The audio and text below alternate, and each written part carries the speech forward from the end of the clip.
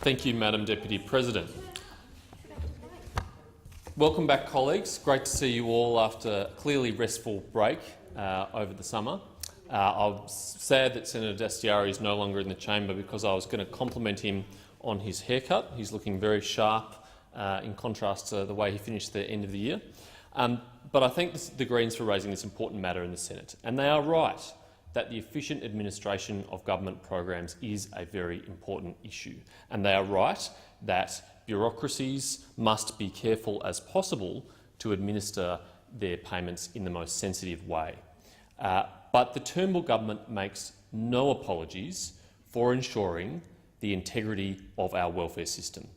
It's a $170 billion welfare system, which takes up nearly 1/3 of the budget, and its integrity is of paramount importance. People deserve to be paid exactly what they are eligible for, but they do not deserve to be paid $1 more. And overpayments, whether they are through error or in fraud, must be recovered. Now, the Labor Party, and I hear Senator Polley interjecting, plays lip service to this idea that, of course, overpayments should be recovered and, of course, people should only be paid what they are owed. Then what they say they care about is efficient and fair process. Well, we all care about that. There is nothing which distinguishes you from us on that. The truth is that Centrelink should be recovering these debts in a fair and transparent way. But the truth is that Labor's time in office left a legacy of overpayments that they did not resolve, that they failed to resolve, billions of dollars of overpayments, which this government now regrettably has to deal with. And if we're being completely honest, a significant undercurrent of the Labor Party campaign and the campaign that their allies in the media have been running over the summer is that it is somehow unfair or unreasonable to recover these funds. The impression that they are clearly seeking to leave with people is that if they were overpaid, that somehow that's okay. If they were overpaid, it's not really their fault. If they were overpaid, it shouldn't really be recovered. It is a very sad state of affairs when the so-called party of workers reveals themselves to really be the party of welfare. I won't bother addressing my comments to the Greens because they at least have the decency not to claim to be the party of the workers. But the Labor Party has and does claim to be the party of workers. And let's remember here that what we are talking about is working people's money. It is their hard-earned money, raised by us in taxes, which is done so to provide a necessary safety net to Australians, but nothing more than that. If we don't stop the overpayment of welfare, we are in effect taxing people more than we need to, taking more from their family budget than we need to, in order to pay people welfare that they are not entitled to. That is wrong. The Labor Party have been badly exposed by their own campaign. Many of the cases that they have brought to the media's attention have been cases that appear to constitute fraud, and others where overpayment may have been the result of genuine error, but are nonetheless still overpayments that must be recovered. The Australian newspaper has published a number of revealing reports on this issue, and I want to quote one by Joe Kelly, published on the 26th of January. He says, and I quote, "As revealed in The Australian, an assessment of 52 cases of people publicly claiming they had been harassed by Centrelink with automated debt notices found that 18 people had in fact been identified under a manual system established by the former Labor government." So we can take those 18 out. Of the remaining 34 cases subject to the new system, 60% had been found to have been overpaid for failing to declare other sources of income. We can take those cases out. A further 12% who had been found to owe money and had asked for reassessment, while the remaining number of aggrieved welfare recipients had not even bothered to contact Centrelink. You have to doubt somewhat the sincerity of someone who goes to the media first without even attempting to contact Centrelink to resolve their cases. So even of the tiny number of 52 cases that have been revealed in the media, the supposedly shocking cases which reveal the failure of this process, only 12% were people who had have been found to owe money and had asked for a reassessment. Now, it is their right to ask for a reassessment. They should ask for a reassessment, and it should be carefully and fairly assessed by Centrelink to ensure whether they in fact do owe the money that they had initially been found to owe.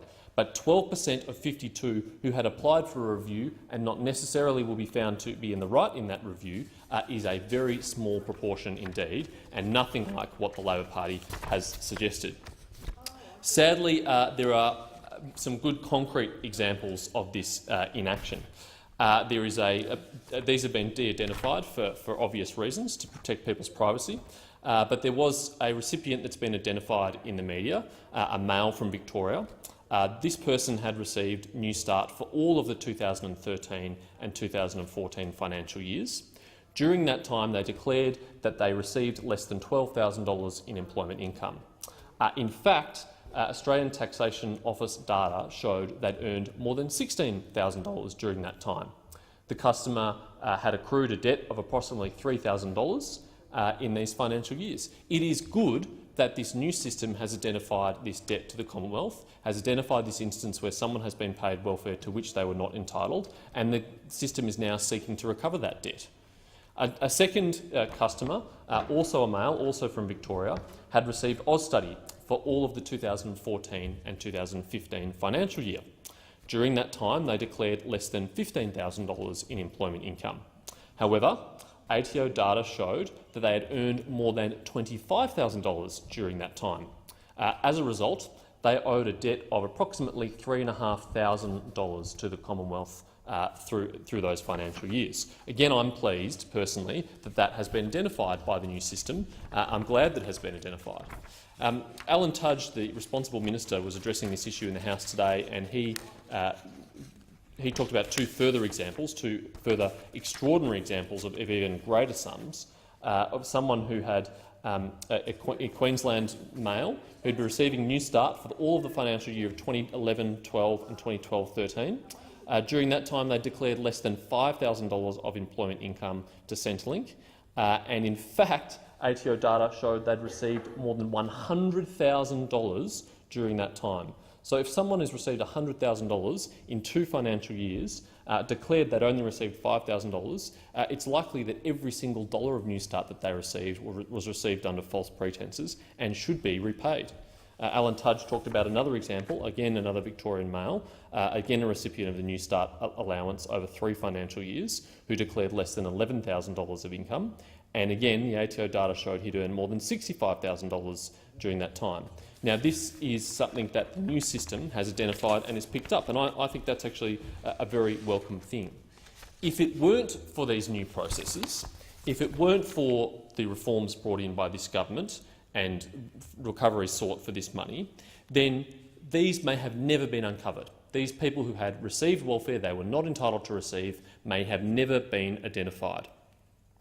Labor is asking the government to scrap this successful process, which is successfully identifying cases of overpayment. In effect, what Labor is trying to protect is people who have defrauded, either deliberately or inadvertently through error, the welfare system and received money that they are not entitled to receive. They've asked us to stop a system which is recovering taxpayers' money that should never have been paid but nonetheless has been paid.